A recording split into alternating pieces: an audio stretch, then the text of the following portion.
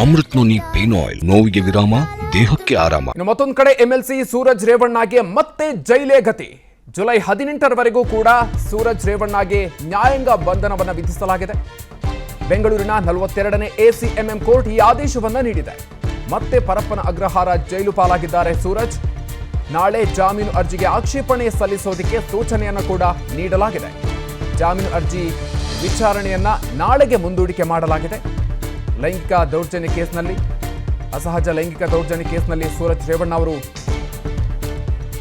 ಜೈಲಿನಲ್ಲಿರೋದು. 2 ಪ್ರಕರಣಗಳು ಸೂರಜ್ ರೇವಣ್ಣ ವಿರುದ್ಧ ದಾಖಲಾಗಿದೆ.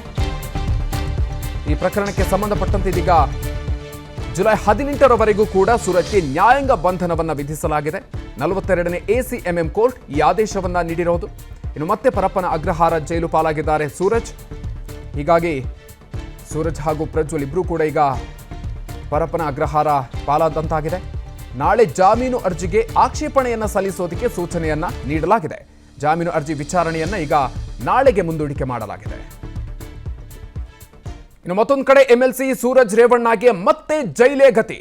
ಜುಲೈ 18ರವರೆಗೂ ಕೂಡ ಸೂರಜ್ ರೇವಣ್ಣಗೆ ನ್ಯಾಯಾಂಗ ಬಂಧನವನ್ನು ವಿಧಿಸಲಾಗಿದೆ. ಬೆಂಗಳೂರಿನ 42ನೇ ಎಸಿಎಂಎಂ ಕೋರ್ಟ್ ಈ ಆದೇಶವನ್ನ ನೀಡಿದೆ. ಮತ್ತೆ ಪರಪ್ಪನ ಅಗ್ರಹಾರ ಜೈಲು ಪಾಲಾಗಿದ್ದಾರೆ ಸೂರಜ್. ನಾಳೆ ಜಾಮೀನು ಅರ್ಜಿಗೆ ಆಕ್ಷೇಪಣೆ ಸಲ್ಲಿಸೋದಕ್ಕೆ ಸೂಚನೆಯನ್ನು ಕೂಡ ನೀಡಲಾಗಿದೆ. ಜಾಮೀನು ಅರ್ಜಿ ವಿಚಾರಣೆಯನ್ನ ನಾಳೆಗೆ ಮುಂದೂಡಿಕೆ ಮಾಡಲಾಗಿದೆ. ಲೈಂಗಿಕ ದೌರ್ಜನ್ಯ ಕೇಸ್ನಲ್ಲಿ, ಅಸಹಜ ಲೈಂಗಿಕ ದೌರ್ಜನ್ಯ ಕೇಸ್ನಲ್ಲಿ ಸೂರಜ್ ರೇವಣ್ಣ ಅವರು ಜೈಲಿನಲ್ಲಿರೋದು. 2 ಪ್ರಕರಣಗಳು ಸೂರಜ್ ರೇವಣ್ಣ ವಿರುದ್ಧ ದಾಖಲಾಗಿದೆ. ಈ ಪ್ರಕರಣಕ್ಕೆ ಸಂಬಂಧಪಟ್ಟಂತೆ ಇದೀಗ ಜುಲೈ 18ರವರೆಗೂ ಕೂಡ ಸೂರಜ್ಗೆ ನ್ಯಾಯಾಂಗ ಬಂಧನವನ್ನು ವಿಧಿಸಲಾಗಿದೆ. 42ನೇ ಎಸಿಎಂಎಂ ಕೋರ್ಟ್ ಈ ಆದೇಶವನ್ನ ನೀಡಿರೋದು. ಇನ್ನು ಮತ್ತೆ ಪರಪ್ಪನ ಅಗ್ರಹಾರ ಜೈಲು ಪಾಲಾಗಿದ್ದಾರೆ ಸೂರಜ್. ಹೀಗಾಗಿ ಸೂರಜ್ ಹಾಗೂ ಪ್ರಜ್ವಲ್ ಇಬ್ಬರೂ ಕೂಡ ಈಗ ಪರಪ್ಪನ ಅಗ್ರಹಾರ ಪಾಲಾದಂತಾಗಿದೆ. ನಾಳೆ ಜಾಮೀನು ಅರ್ಜಿಗೆ ಆಕ್ಷೇಪಣೆಯನ್ನು ಸಲ್ಲಿಸೋದಕ್ಕೆ ಸೂಚನೆಯನ್ನ ನೀಡಲಾಗಿದೆ. ಜಾಮೀನು ಅರ್ಜಿ ವಿಚಾರಣೆಯನ್ನ ಈಗ ನಾಳೆಗೆ ಮುಂದೂಡಿಕೆ ಮಾಡಲಾಗಿದೆ.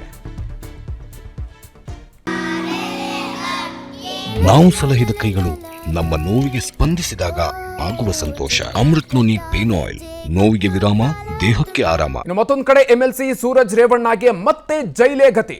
ಜುಲೈ 18ರವರೆಗೂ ಕೂಡ ಸೂರಜ್ ರೇವಣ್ಣಗೆ ನ್ಯಾಯಾಂಗ ಬಂಧನವನ್ನು ವಿಧಿಸಲಾಗಿದೆ.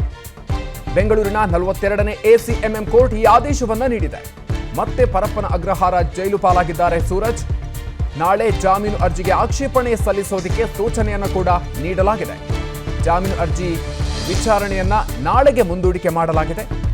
ಲೈಂಗಿಕ ದೌರ್ಜನ್ಯ ಕೇಸ್ನಲ್ಲಿ, ಅಸಹಜ ಲೈಂಗಿಕ ದೌರ್ಜನ್ಯ ಕೇಸ್ನಲ್ಲಿ ಸೂರಜ್ ರೇವಣ್ಣ ಅವರು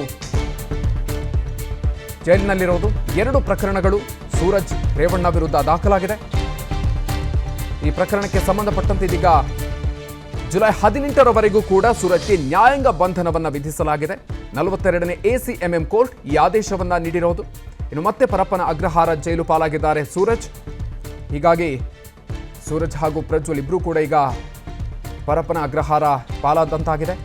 ನಾಳೆ ಜಾಮೀನು ಅರ್ಜಿಗೆ ಆಕ್ಷೇಪಣೆಯನ್ನು ಸಲ್ಲಿಸೋದಕ್ಕೆ ಸೂಚನೆಯನ್ನ ನೀಡಲಾಗಿದೆ. ಜಾಮೀನು ಅರ್ಜಿ ವಿಚಾರಣೆಯನ್ನ ಈಗ ನಾಳೆಗೆ ಮುಂದೂಡಿಕೆ ಮಾಡಲಾಗಿದೆ. ಅನುಕ್ಷಣದ ಸುದ್ದಿಗಳಿಗಾಗಿ ವಿಸ್ತಾರ ನ್ಯೂಸ್ ಯೂಟ್ಯೂಬ್ ಚಾನೆಲ್ ಸಬ್ಸ್ಕ್ರೈಬ್ ಮಾಡಿ. ಹೊಸ ಸುದ್ದಿಗಳ ನೋಟಿಫಿಕೇಶನ್ಗಾಗಿ ಬೆಲ್ ಐಕಾನ್ ಕ್ಲಿಕ್ ಮಾಡಿ. ಲೇಟೆಸ್ಟ್ ಅಪ್ಡೇಟ್ಸ್ಗಾಗಿ www.vistaranews.com ವೆಬ್ಸೈಟ್ಗೆ ವಿಸಿಟ್ ಮಾಡಿ. ಅಂಗೈಯಲ್ಲೇ ಜಗತ್ತಿನ ಸುದ್ದಿ ತಿಳಿಯಲು ವಿಸ್ತಾರ ನ್ಯೂಸ್ ಕನ್ನಡ ಆಪ್ ಡೌನ್ಲೋಡ್ ಮಾಡಿ.